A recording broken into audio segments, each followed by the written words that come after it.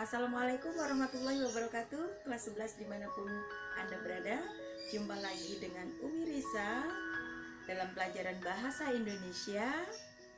Dengan topik bahasan kita pada pagi hari ini adalah tentang teks prosedur.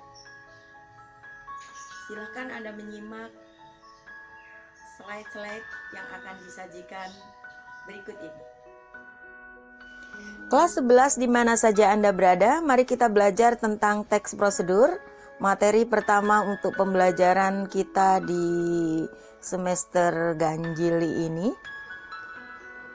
Kompetensi dasar pada pelajaran ini adalah mengkonstruksi informasi berupa pernyataan umum dan tahapan dalam teks prosedur, menganalisis struktur dan kebahasaan teks prosedur, merancang pernyataan umum dan tahapan dalam teks prosedur dengan organisasi yang tepat secara lisan dan tulisan, mengembangkan teks prosedur. Selanjutnya, materi pokok kita adalah mengkonstruksi informasi teks prosedur, merancang pernyataan umum dan tahapan-tahapan teks prosedur, menganalisis struktur dan kebahasaan teks prosedur, dan yang terakhir mengembangkan teks prosedur. Selanjutnya, teks prosedur. Pengertian teks prosedur, silakan disimak. Teks prosedur adalah teks yang berisi cara, tujuan untuk membuat atau melakukan sesuatu hal dengan langkah demi langkah yang tepat secara berurutan sehingga menghasilkan suatu tujuan yang diinginkan. Teks prosedur biasanya terdapat pada tulisan yang mengandung cara, tips, atau tutorial melakukan langkah tertentu. Di dalam teks prosedur terdapat kata imperatif atau kata perintah untuk melakukan apa yang dibahas pada teks agar si pembaca melakukan apa yang diperintahkan pada isi teks tersebut. Jadi tutorial misalnya Anda membaca atau mendengarkan tutorial melakukan sesuatu. Cara membuat teh. Nah, jadi didihkanlah air. Masukkan gula ke dalam gelas. Nah, itu adalah kalimat-kalimat perintah untuk teks prosedur. Selanjutnya ada contoh di sini. Misalnya, kamu sedang mencari tulisan cara memutihkan wajah melalui internet. Nah, pada teks tulisan tersebut akan ada cara atau langkah bagaimana memutihkan wajah sehingga menghasilkan putih bersih seperti yang kamu inginkan. Cara yang disajikan pun langkah demi langkah, secara berurutan agar si pembaca mampu mengikuti tutorial yang disajikan. Oke, selanjutnya di sini ada tujuan teks prosedur. Teks prosedur bertujuan untuk memudahkan pembaca maupun pendengar agar dapat mengikuti langkah atau perintah dari isi teks yang bertujuan akhirnya bisa sesuai keinginan pembaca maupun si pendengarnya. Selanjutnya adalah struktur teks prosedur. Struktur teks prosedur ini dibagi menjadi beberapa bagian, yaitu bagian tujuan, bahan dan alat, langkah-langkah, dan yang terakhir adalah penutup. Tujuan adalah pada teks prosedur meliputi pengantar umum sebagai penanda apa yang akan dibuat atau dilakukan dan motivasi dalam melakukannya. Nanti contoh akan ada berikutnya ya. Selanjutnya bahan dan alat. Berisi mengenai rincian bahan dan alat yang digunakan dengan ukuran yang akurat. Kalau misalnya Anda membaca sebuah prosedur membuat telur dadar, nah misalnya seperti itu ya.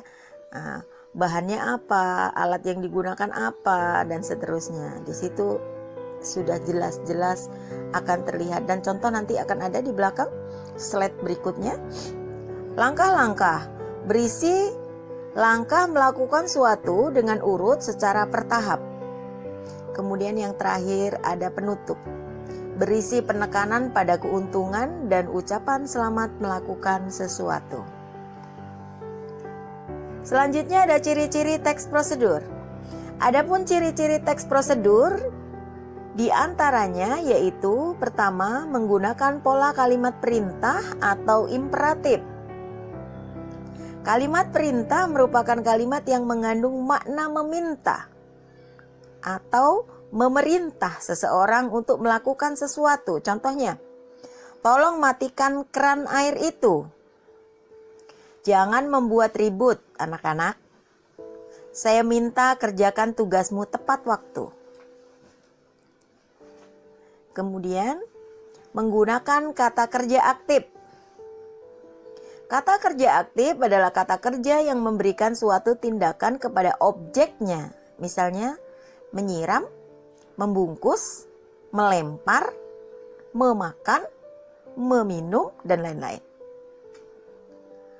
Yang keempat, menggunakan kata penghubung atau konjungsi untuk mengurutkan suatu kegiatan.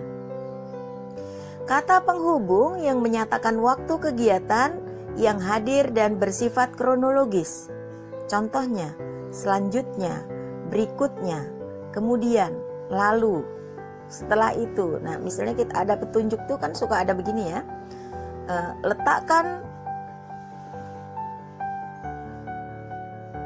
Letakkan gula pada gelas yang sudah disediakan. Kemudian tuang air sedikit demi sedikit. Selanjutnya aduk rata. Selanjutnya, ada kata-kata seperti itu. Jadi perintah itu selanjutnya, kemudian, lalu, setelah itu letakkan dan hidangkan makanan di atas meja. Nah, seperti itu ya. Menggunakan kata keterangan untuk menyatakan rinci waktu, tempat, dan cara yang akurat. Gunanya menambahkan atau memberi keterangan pada kata lain. Contohnya, ibu mengiris lobak menggunakan pisau tajam. Intan menyiram bunga dengan tangki air miliknya. Aku harus pergi ke rumah paman sekarang. Terdapat tujuan, langkah-langkah, dan penutup. Dan seterusnya. Selanjutnya, macam-macam teks prosedur. Ada beberapa macam teks prosedur. Yang pertama ada teks prosedur sederhana. Teks prosedur sederhana yaitu teks yang berisi langkah-langkah sederhana yang biasanya hanya 2-4 langkah saja dalam melakukannya. Contoh cara login Facebook misalnya ya. Teks prosedur kompleks. Yang kedua ini adalah teks prosedur kompleks. Teks prosedur kompleks yaitu teks yang berisi banyak langkah dalam melakukannya. Contohnya, cara membuat sambal balado, cara mengajukan pembuatan kartu SIM, cara memperpanjang STNK, prosedur pembuatan KTP, dan lain-lain. Selanjutnya, macam teks prosedur ada teks prosedur protokol. Teks prosedur protokol ini adalah teks prosedur yang pada setiap langkahnya bisa diubah dan tidak harus runut. Tidak harus urut, walaupun berubah.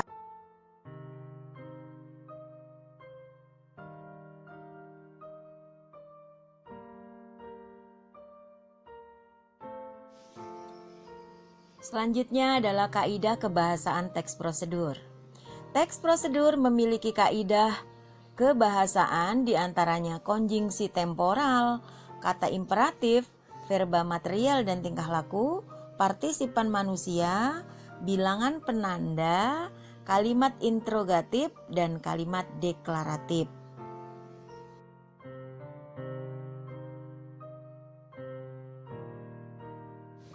Selanjutnya kita ikuti keterangan berikutnya.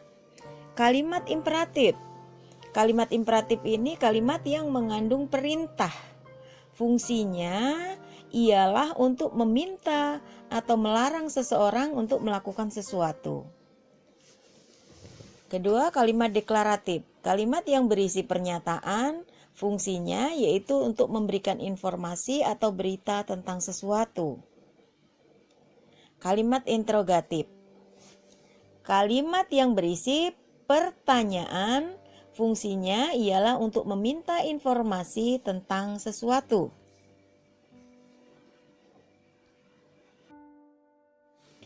Konjungsi temporal. Konjungsi temporal merupakan kata penghubung yang berhubungan secara kronologis dengan waktu dan kejadian dari kedua peristiwa yang memiliki keterkaitan. Misalnya, setelah ini, kemudian, lalu, sesudah itu, selanjutnya, sebelum itu, dan lain-lain. Masuk kepada verba material dan tingkah laku. Verba material adalah perbuatan yang mengacu pada tindakan, seperti potonglah ubi itu, masukkan air ke dalam wadah. Sedangkan verba tingkah laku adalah perbuatan yang mengacu pada tindakan berdasarkan ungkapan seperti tunggu kira-kira 5 menit, tunggu sampai matang, tetap pertahankan, dan lain-lainnya.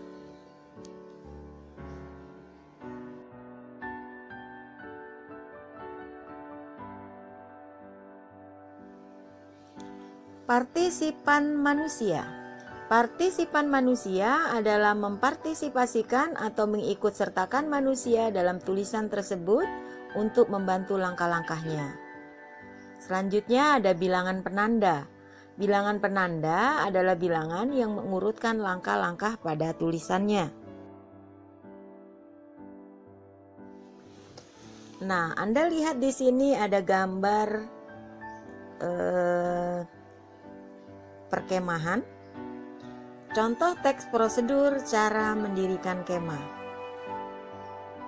Tentu Anda sudah tahu semua ya bagaimana mendirikan kemah di suatu tempat, di hutan dan lain-lain sebagainya.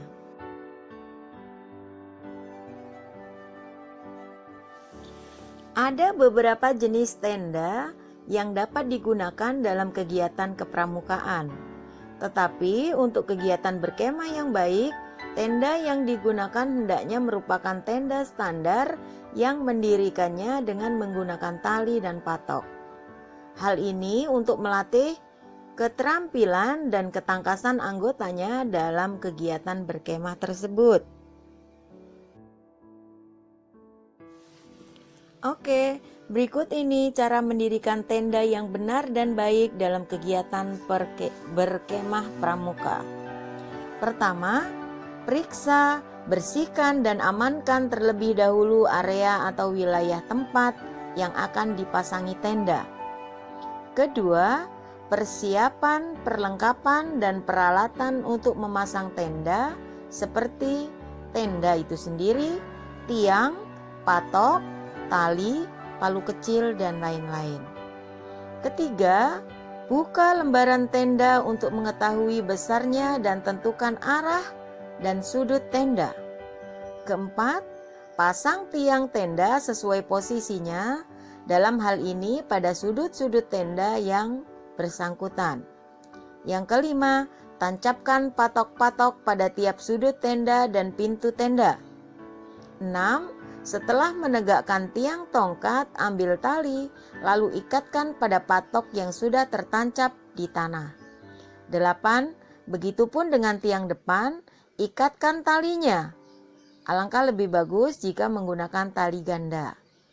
Dan yang terakhir, nomor 8, pasang pendukung tenda seperti lampu, pagar, gerbang, dan lain sebagainya. Begitulah cara untuk mendirikan sebuah tenda.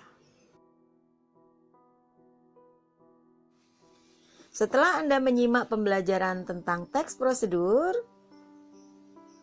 untuk materi terakhir yaitu tugas mandiri. Nah, tugas mandiri ini langsung kepada siswa. Pertama adalah buat teks prosedur, memasak sayur, lauk pauk, kue, minuman atau yang lainnya. Anda bisa memilih salah satunya saja, tidak perlu semua. Tulis teks prosedur dalam file Word dan dikumpulkan langsung kepada guru bidang studi. Selamat mengerjakan. Oke, demikianlah pembelajaran kita tentang teks prosedur. Umi harap Anda semua memahaminya. Untuk tugasnya sudah jelas. Bila ada pertanyaan berikutnya, silahkan ditanyakan di kolom komentar atau via japri langsung kepada Umi. Demikian pertemuan kita. Assalamualaikum warahmatullahi wabarakatuh.